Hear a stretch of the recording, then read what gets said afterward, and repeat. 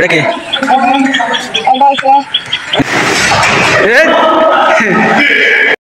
আসসালামু আলাইকুম ভিউয়ার্স, কেমন আছেন আপনারা? আলহামদুলিল্লাহ, আমিও ভালো আছি। আজকের ভিডিওটিতে মসজিদে কার্পেট ধুয়ে পরিষ্কার করা এবং মসজিদ পরিষ্কার করা এই নিয়ে ভিডিওটি করা ছিল। তো আলহামদুলিল্লাহ আজকে অনেকদিন পর মসজিদ পরিষ্কার করে নিলাম আমরা। মূলত যখন বাড়িতে ছিলাম তখন সপ্তাহে না পারলে মাসে 2-1 বার পরিষ্কার করে নিতাম মসজিদ। তো আলহামদুলিল্লাহ আজকে সকাল সকাল মসজিদ পরিষ্কার কাজ শুরু করে দিলাম। এটা কি?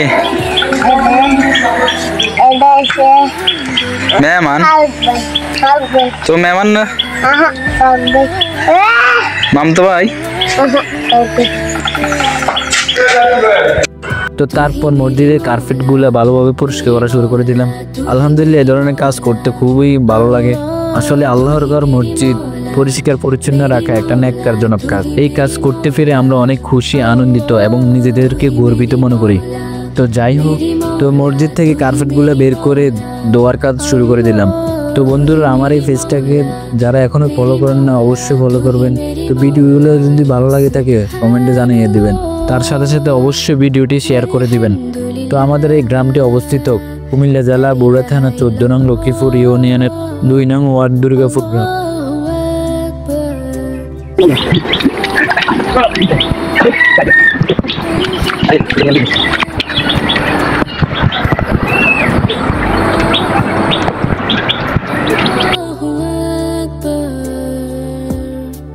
তো কার্পেট ধোয়ার পর আমরা মসজিদের ভিতর অংশটা ভালোভাবে পরিষ্কার করে ধুয়ে নিলাম।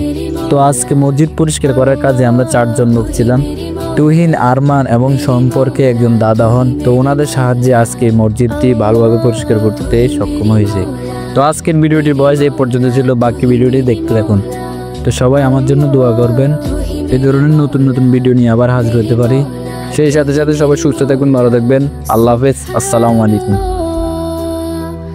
والحمد لله لا إله إلا الله।